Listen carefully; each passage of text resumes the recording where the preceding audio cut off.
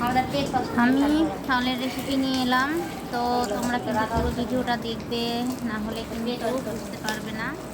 তো একটু ভালোভাবে গোটা ভিডিওটাই আমার একটু দেখো। তো আমার চালের পায়েস করব, তো তার জন্য আমি কি কি নিয়েছি এবার দেখো। তো এখানে কাজু কিশমিশ নিয়ে নিয়েছি, আর এটা হচ্ছে এর আগে তোমাদেরকে বলেছিলাম যে আমার বাদামগুলো গুঁড়া হয়ে গেছে, তো সেই বাদামগুলো।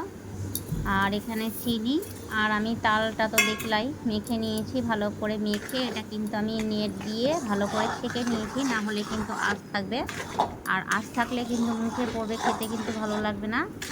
তো তার জন্য তোমাদেরকে আগে ভালো করে কিন্তু এটা আঁশ ছাড়িয়ে নিতে হবে, মানে যে কোনো নিচের জিনিস দিয়ে ওটাকে আঁশটাকে বের করে নিতে হবে। আর এদিকে আমি দুধ গরম বসিয়ে দিয়েছি। তো এখানে আমি একটু কড়াইয়ে ঘি দিয়ে দিলাম। আর আমি কিন্তু সুজিগুলো একটু ভেজে নিব, মানে বেশি ভাজবো না, আবার একদম কমও ভাজবো না, মানে হালকা একটু বাদামি করে একটু ভেজে নিব। তো তালের রেসিপিটা একটু দেখো, মানে তালের হচ্ছে পায়েস আমি কিভাবে করি। তো যেহেতু এখন তালের সিজন, আর একটু তাল না খেলে তো হয় না।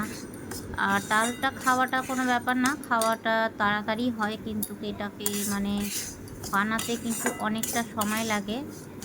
তো তাল আমার সবই করতে ভালো লাগে, কিন্তু আমার মাখতে ভালো লাগে না, মানে চোকা ছাড়িয়ে মাখতে আমার কিন্তু খুবই বিরক্ত লাগে, কিন্তু কিছু করার নাই। তো যেহেতু সবাই খেতে ভালোবাসে, তো আমাকে তো করতেই হবে। আর দেখো আমি এটা কিন্তু আমার কিন্তু অনেকটা বড় কড়াই আছে, হয়তো তোমরা দেখে হয়তো ভাবছো ছোটো কড়াই, যেহেতু আমাকে একটু সবাইকে দিতে হয়। আমি বাড়িতে হয়তো একটু কম খাই, কিন্তু আমি খাই আর আমার মেয়ে খায়, আর কেউ খায় না, আর আমাকে কিন্তু এগুলো দিতে হয় তার জন্য। তো দেখো আমি এটা কড়াইটা আমার অনেকটাই বড়, হয়তো তোমরা বুঝতে পারছো না। তো এই যে তালটাকে কিন্তু আমি ভালো করে জাল দিয়ে আমি কিন্তু সুজিটা দিয়ে দিয়েছি। আর এবার কিন্তু আমি দুধটা দিয়ে ভালো করে এটাকে আগে, আর এটা কিন্তু গ্যাস অনেকটা কম করে দিয়ে কিন্তু একভাবে নাড়তে হবে, না হলে কিন্তু তলাতে লেগে যাবে, খেতে কিন্তু ভালো লাগবে না।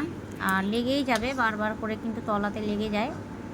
আর গ্যাসটা কিন্তু অনেকটা কম করে দিয়ে, যেরকম মানে ভাজা টাজা যেরকম করো তোমরা সেইভাবে করেই এটা করতে হবে। আর এটা কিন্তু খুব ফুটে, মানে তোমার চালটা যখন শুকিয়ে আসে তখন কিন্তু অনেকটাই দেখো মানে কীভাবে ফুটছে। আমার তো দু চার জায়গায় ধরো যে ফুটে ফুটে মাথাতে, হাতে, পায়ে।